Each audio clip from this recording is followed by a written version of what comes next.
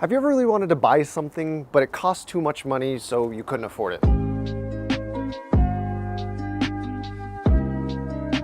Well, if you're smart, or if you watch this video, it doesn't have to be that way. The question I get asked more than anything is, I have this much money, what can I do with it? And the reason that question is so difficult is because every person is working with a different amount of money. Some people are ready to drop $5,000 on a PC, and some people have asked me to build them one for $20 and some weird stuff. So no matter how much money you have, this video will show you how to get the most value out of your budget, including $20. That's not clickbait, I've done it. I'll show you how to get a computer with only $20. First of all, if you want to ask more questions, find anything confusing, or need more specific information about anything in this video, come to my Twitch live streams. Most of the time I'm there to entertain, but I also spend a lot of time answering questions so that people don't make a bad purchase. And it's not just me. We have a lot of smart people there too, so be sure to join the Discord server, which is linked below, and follow me on Twitch so that you know when I go live. That is the best way that I can help you. Okay, so we have a few notes to go over before we get into these lists. Number 1, every list on this video will be good performance-wise for at least 2 to 3 years and will only include brand new parts. As more demanding games come out, you will need to adjust your settings, but you won't need to sell your PC and buy a new one. Number 2, you might be thinking, Black Friday's right around the corner. Why don't I just wait and buy a cheaper pre-built PC? Just know, any list in this video will be a better deal than anything you can find during Black Friday on pre-built PCs. Number 3, not everything on these lists will be 100% concrete. If you know enough about computer parts, you can be slightly flexible in changing up what I recommend. However, if you know nothing and just want to copy exactly what is in this video, you will still have a great PC for the budget. Number 4, there is also some important information that you need to know on why I chose the parts in the way that I did, just in case any of you want to make a counter argument. You'll notice that every list in this video has an SSD. I am not going to give you a list to build a slower computer. While there are some hard drives out there that can operate slightly faster than some of the slower HDDs that some of us might be used to or have grown up with, I refuse to think that in 2019 you cannot have a faster computer on a budget. Concerning the RAM, every list in this video will be running 2 sticks for dual channel. Some of you might want to point out that it is actually cheaper to buy 1 stick of RAM right now and then upgrade to a second one down the line in the future. The reason I'm not going to let you do that because if you look on the internet, you will see multiple resources pointing out that running 1 stick of RAM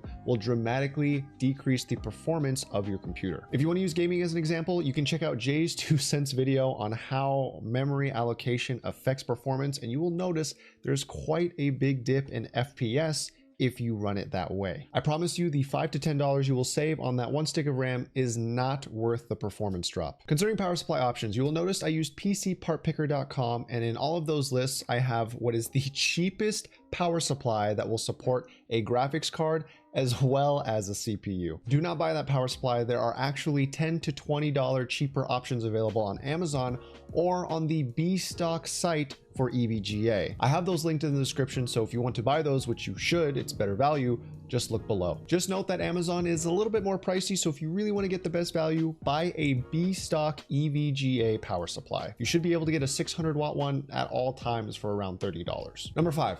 Now, you might not know what you want to do with this PC, you just know that you want a nicer one. If you are a gamer, the games you plan on playing should play a part in your decision-making process for what list you're going to go with if you are money conscious. For example, if you're someone who only plays Doom, which is heavily optimized by Vulkan API, you can get an incredibly trash cheap PC and still get a lot of frames per second. If you plan on playing Red Dead Redemption 2, which we've come to find out is really poorly optimized, you're going to need something a little bit more expensive. And if you are a streamer and you plan on becoming the next Shroud or Ninja, you will probably need something even nicer than that. And lastly, if any of you are looking to hit a specific FPS number in any games that you might want to be playing, make sure you do a benchmark search for the graphics card in these lists to make sure that list will meet your requirements. Those are all the important things to know. So now let's get into the lists. First off, we have the no budget gaming PC. And I'll be honest, this is half a joke. But if you are someone who enjoys throwing money at things without a care in the world, or if you need to compensate for something, then this is the PC for you. The entire thing is going to cost you just under $8,000. In this completely unnecessary powerhouse, you are going to have a 32-core, 64-thread processor, 128 gigabytes of RAM, and 2 RTX 2080 Ti's. If you don't understand anything I just said, just know this is the Bugatti Veyron of PCs. Why would you get this? You're either buying the head editor of your professional video editing company a new toy, or you're incredibly insecure. So you've got a nice chunk of cash and you're looking for something serious that can do it all. This is a great system and it is very comparable to what I have for myself. With this, you'll be getting the Ryzen 9 3900X, which is a 12-core, 24-thread processor, which can handle it all. From editing to rendering to streaming to gaming, etc., this thing can do it with ease. The graphics card is a major part of this budget, which is an RTX 2080 Ti. It's one of the nicest consumer graphics cards you can have right now, and it can handle any game at any settings at any resolution. Whatever you want to throw at it, it can handle it. This system has 32 gigabytes of RAM, which can easily handle your millions of Chrome tabs, which all definitely have safe for work videos on them. If you're an editor or content creator, this is really nice to have because you don't need to open and close different programs to allocate more RAM for one program over the other. With this list, you're basically getting the same exact PC from the list before. The only difference is the graphics card. Instead of an RTX 2080 Ti, you will be getting an RTX 2080, which most of you will never notice the difference performance-wise. The only circumstance in which someone will notice the performance dip is if you are a gamer who likes to play games at 4K. And to be honest, I don't understand those people. Why are you so extra?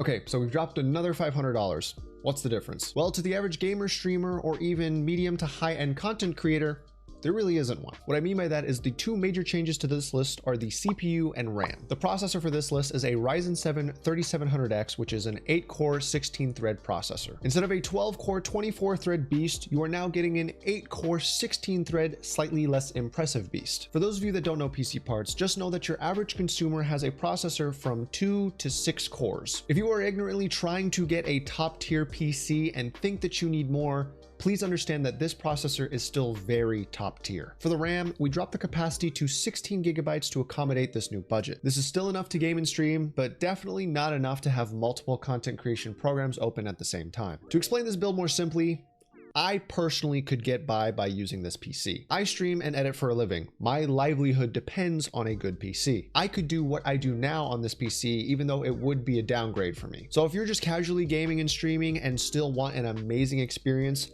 this will deliver that as well. Okay, so this list is similar to the previous. The only difference is the graphics card. Instead of an RTX 2080, we are going to be going with an RTX 2060 Super, which if you wanted could be replaced by an RX 5700 XT if you wanted to save yourself even more money and you don't particularly care about the ray tracing technology that comes with RTX cards. If you don't know what ray tracing is, just Google it. Basically what it does is it makes the games that you play a little bit more immersive if the game supports it. In my opinion, it's definitely not necessary, but it is nice to have. The only regular consumer downgrade with this card is that you will no longer be able to game as well at higher resolutions. I'm talking to the people who like playing at 1440p or 4K. And if you are someone who likes to stream off of their graphics card specifically, you will need to drop your settings just a bit when you are playing seriously demanding games. Okay, so we dropped another $500. You're probably thinking, we're going to start noticing some serious performance loss. To that I say, yes, but also no. In this list, the major differences are the CPU and graphics card. Instead of a Ryzen 7 3700X, we're going to be going with a Ryzen 7 2700X, which I mentioned earlier. Remember, it is only 10% worse. But you should be aware of this. Price-wise, the 2700X is actually 30% cheaper than the 3700X. So if you're just going off value alone, the 2700X is actually a better buy. For the graphics card, there is definitely a decent downgrade here because this list utilizes the GTX 1660, which is about 30% worse on average in comparison to the RTX 2060 Super. Now you might be thinking 30% is pretty absurd. That's a huge dip. However, this list is $500 cheaper than the last one for what is still a pretty high-end gaming PC. Now you might be thinking 30% is pretty absurd. That's kind of a big number.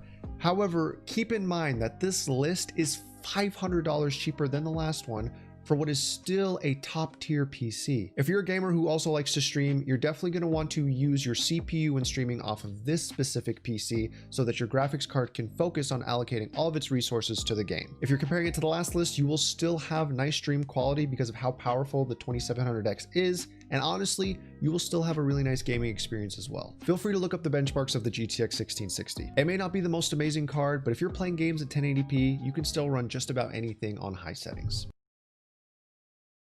Okay, so we have definitely now entered the lower budget end of PC building. These lists going forward will be the lists that definitely compete and beat out any Black Friday pre-built PC that you're going to find. Like I said before, anything in this video is going to do that, but these ones specifically will give you much better value than anything even comparably priced. I say that because there are actually some decently priced pre-built PCs coming from CyberPower PC during Black Friday. If you don't want to build your PC and you want more information on that, follow me on Twitter. I am posting a Black Friday guide for all things tech related, including those pre-built PCs. So make sure to check it out. Anyways, this list is my favorite out of all of them. This is the one that I use most often when I'm trying to surprise someone with a new PC or get them into gaming, and I really want them to have a great experience. Here you are getting a Ryzen 5 2600, which is a 6-core 12-thread processor, 16 gigabytes of RAM, and an RX 580 8GB graphics card. Now, I know I said earlier that the average consumer processor can be anywhere from 2 to 6 cores, but don't think for a second that this processor is underwhelming in any way. This is actually one of the last processors I would recommend if you were looking to start streaming seriously but are on a budget. The quality this thing is capable of is actually just good enough to make you look professional, can handle any game you're going to want to play, and can also handle medium levels of content creation. As for the graphics card, the RX 580 8GB variant is actually my favorite budget graphics card. You can run a great stream off this thing as well as play most games on high settings at 1080p. For esports titles or shooters that require high FPS, you can also drop the settings slightly in-game to reach that 144 sweet spot or maybe even 240 FPS. It depends on the game. Let me say this again. This is my favorite list out of all of them in this video. I cannot stress to you how much performance you are getting for how little you are spending on this PC.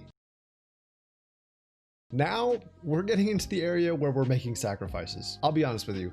This PC is not very pretty. This is the only time I will point that out because the rest of the budgets going forward require you to get the cheapest case possible in order to stay under budget. So if you can find something cheaper than what I've linked below, feel free to change it. That said, what this PC lacks in looks, it makes up for in performance. This PC uses the Ryzen 5 1600, which is also a 6-core 12-thread processor. It's just slightly weaker in the previous generation of the Ryzen 5 2600. We also have to drop our RAM capacity to 8 gigabytes, which makes multitasking on this PC a lot more difficult. What's crazy about this build is you are actually still able to stream as well as game.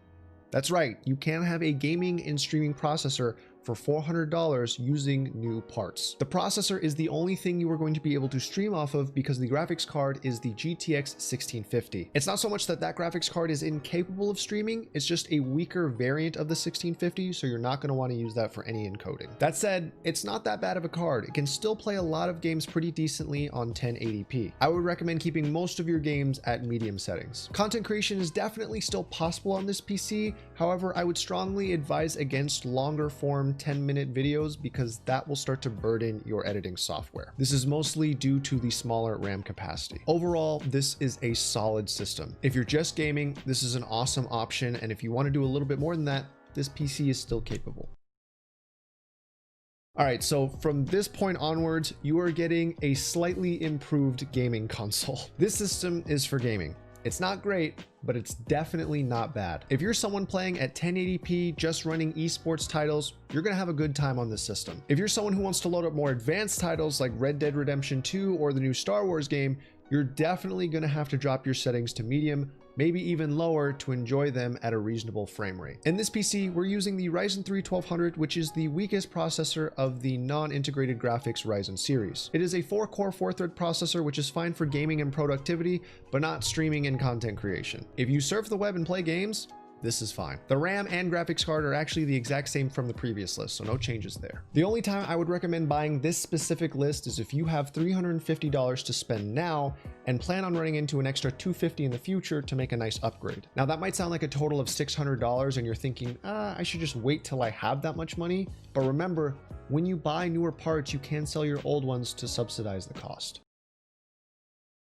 So at this budget, you can no longer afford a graphics card. This PC runs off what is called integrated graphics. That means the processor handles both the computing tasks as well as the graphics tasks. Now, if you don't know much about those, then you're probably wondering, what is the performance like on something like that? To be honest, it's not great. However, I actually recommend this list over the $350 list, and here's why. The processor on this list is the 2400G, which is a 4-core, 8-thread processor. That's better than the Ryzen 3 1200. In the last list, a logical upgrade will cost you $250. That's because I assume you would want to upgrade the CPU as well as the graphics card. For this list, you would only need $150 to make a logical upgrade. The reason I say that is because you could, in theory, buy an RX 580 8GB graphics card and spend a total of $450 eventually on this PC. Once you buy this new graphics card, the 2400G only has to become a CPU, and the RX 580 can handle all the GPU tasks. The best part is when you do make this upgrade, you don't even have to sell any of your old parts to help subsidize the cost. Aside from that,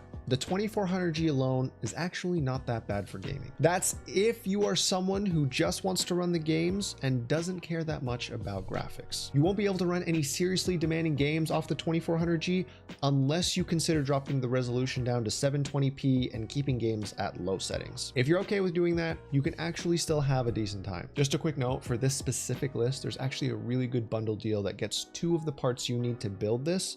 If you want to make it even cheaper, I think this gets down to $200, so make sure you take advantage of that. Anyway, so finally, we have the cheapest budget in this video. I made this because I figured for those of you that want a PC over a console, I need to make a list that is similarly priced to a console. This PC is running integrated graphics as well, and it utilizes the 2200G instead of the 2400G. In case it isn't apparent, yes, the 2200G is weaker than the 2400G. I only recommend this list for people who are looking to get into gaming right now, only have $250 that they want to spend, and that's all they foresee themselves having in the near future. That said, an eventual $100 on a graphics card would actually be a very substantial upgrade to the system if you find $100 somewhere. 720p or 1080p at low settings is what you'll be looking at for almost all the games you play. Lighter esports titles like League of Legends or CSGO should run fine, but more demanding games like Rainbow Six Siege or PUBG will definitely struggle. Just to reiterate, this list is for people that do not have high standards when it comes to gaming on PC. The target audience for someone who might be okay with a list like this are 10 to 16-year-olds who have never had a gaming experience on a computer before. At this budget, I personally would spend my money on used parts locally on OfferUp, Craigslist, or maybe even eBay and try to get a better deal. That does require knowledge of how to build a computer and knowing what parts are compatible, but like I said, it's up to you. And lastly, I said I'd cover this in the beginning of the video, the $20 PC. How do you build a PC for $20?